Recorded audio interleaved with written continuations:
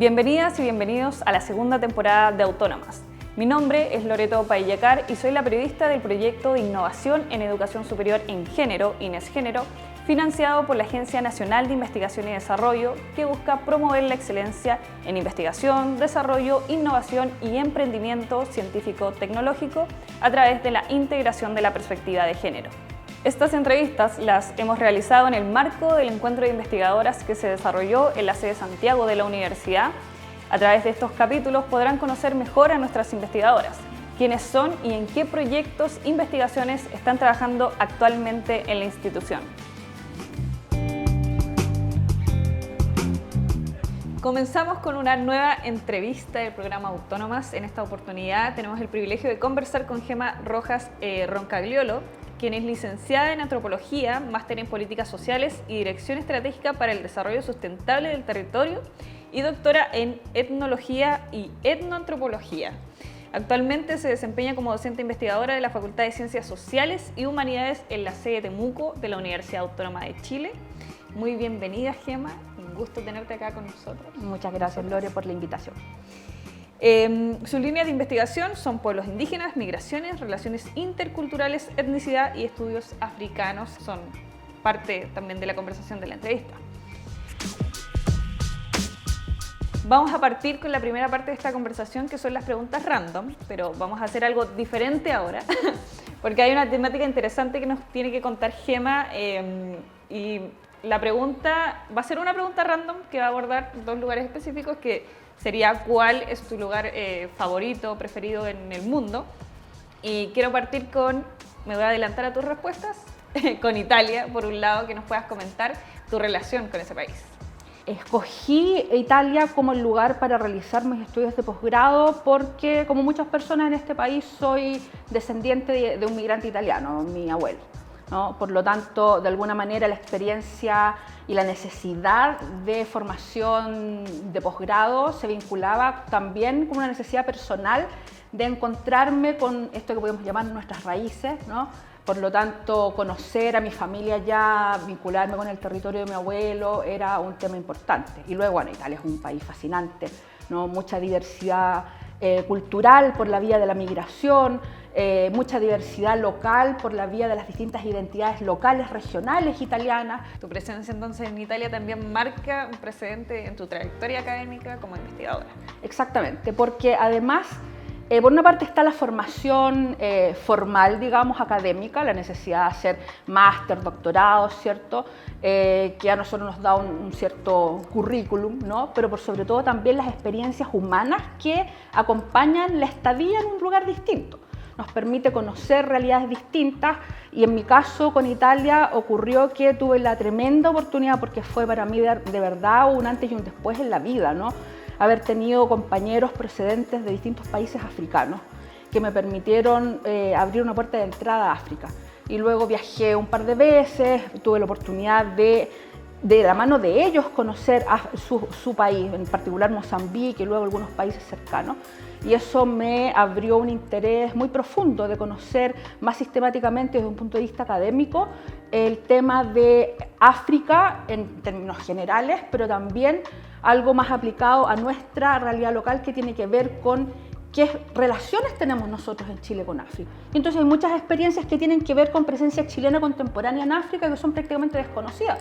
Claro. Exiliados chilenos que estuvieron en Mozambique, en Angola, ¿no? En Argelia, ¿no? La experiencia y la tremenda vinculación que tenemos con Sudáfrica a propósito de las comisiones de verdad y reconciliación, ¿no?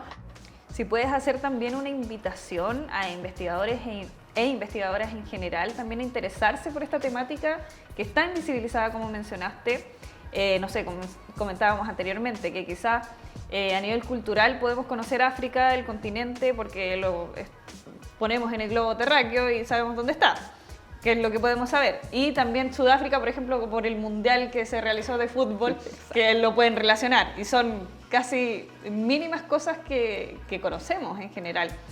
pero empezar a colocar a África en nuestro radar, porque de repente en algún minuto de la historia investigativa y de relaciones comerciales de Chile nos interesamos por China, ¿cierto?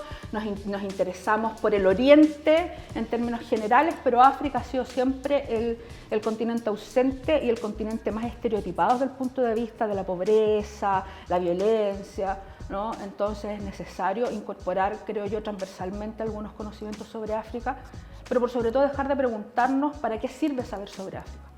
Entonces, que no nos pase, como te comentaba anteriormente, una persona, presidente de Mozambique, una migrante mozambicana, me decía, a mí me han preguntado en Chile, Gema, ¿cuál es la capital de África? Entonces, o sea, hay cuestiones que son impresentables desde el punto de vista incluso del conocimiento transversal que deberíamos tener sobre el mundo, sobre todo para quienes nos interesamos en temas de la diversidad. Para introducir esta segunda parte de la conversación, vamos a mencionar que la doctora Rojas es parte del directorio de la Asociación Latinoamericana de Antropología, ALA, y también es parte del Círculo de Investigación Aplicada en Trabajo Social de la Universidad Autónoma de Chile, por supuesto. Además, es coeditora del libro Antropología Hechas en Chile, volumen 3, editado por la Asociación Latinoamericana de Antropología, de la cual es parte y directora alterna del proyecto FONDEF IDEA I+D. La primera pregunta, para introducir en este caso los temas de investigación, Chile desarrolla un sostenido avance en el reconocimiento de derechos de los pueblos indígenas y de las mujeres, pero todavía existen desafíos de implementación a nivel de políticas públicas para la promoción, protección y ejercicio efectivo de estos derechos. ¿Por qué ocurre esto? Este año cumplimos recién 30 años de la dictación de la ley indígena chilena, ¿no? Que marcó un hito desde el punto de vista del reconocimiento de derechos para los pueblos indígenas. No obstante, hablaba de etnias y no de pueblos indígenas, claro, que es un concepto que es importante tener en consideración, porque así como nosotros hablamos de lenguaje inclusivo en ciertas materias, también tenemos que hablar con los conceptos adecuados al hablar de pueblos indígenas, ¿no? Y el concepto, digamos, más adecuado es el de pueblos indígenas, que es el que reconoce el derecho internacional. ¿Por qué evoluciona esto? Porque obviamente en estos 30 años han pasado cosas importantes desde el punto de vista del reconocimiento y de las políticas públicas, porque la ley indígena reconoce el deber del Estado respecto de ciertas cuestiones con los pueblos indígenas, ¿no? Pero que se ha limitado a cuestiones que para muchos son más bien accesorias, ¿no? O sea, las becas indígenas, fondos de desarrollo, algunas compras de tierras, pero no ha logrado resolver los problemas de fondo, de deuda histórica, ¿cierto? Y los conflictos territoriales más profundos que nos han llevado a tener situaciones complejas. Nos demoramos mucho en Chile en ratificar el convenio 169 de la Organización Internacional del Trabajo, que es sobre pueblos indígenas y tribales en países independientes. Y luego hemos tenido dificultades, si bien ya existe bastante jurisprudencia al respecto, para hacer que la legislación interna y por lo tanto las políticas públicas, claro, etcétera, se ajusten a los parámetros del convenio, ¿no? Entonces muchas veces para lograr eso hay que interponer recursos de protección, ¿no? Entonces nosotros, nuestra constitución actual, que bueno, está en fase de revisión, lo sabemos, ¿cierto? Como la segunda etapa en este claro, periodo. Algún día terminaremos, pero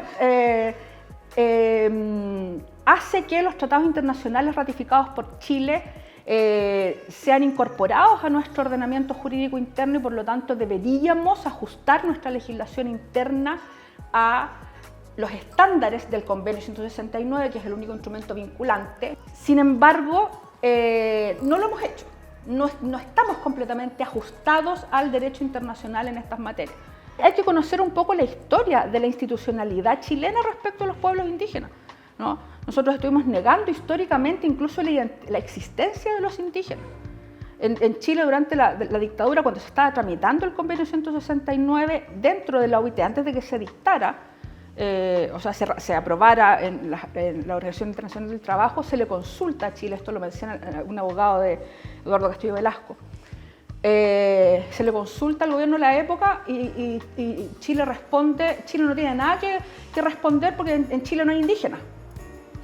Entonces, ese es el parámetro desde el cual se tienen que leer estos supuestos beneficios desiguales que existen para los indígenas en Chile. Son políticas bien limitadas de acción afirmativa, bien limitadas si nosotros nos comparamos con otras legislaciones del mundo.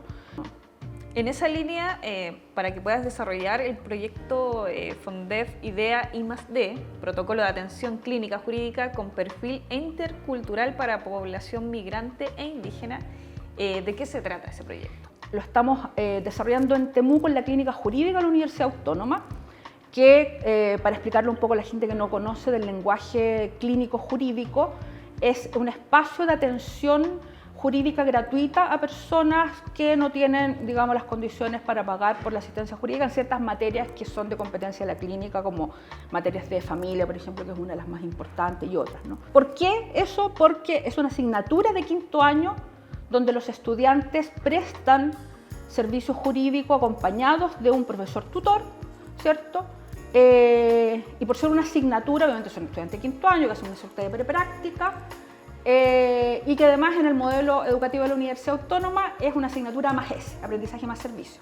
Ahora, el punto es que, y por eso surge este proyecto, ni esta clínica, ni prácticamente ningún servicio clínico en Chile cuenta con un perfil intercultural manifiesto, declarado, para la atención de, a propósito de lo que hablábamos antes, de población indígena y migrante, ¿no? Población diversa. Entonces, en esta cosa que los abogados hacen carne con mucha pasión, ¿no? Igualdad ante la ley, el tema es que no somos tan iguales.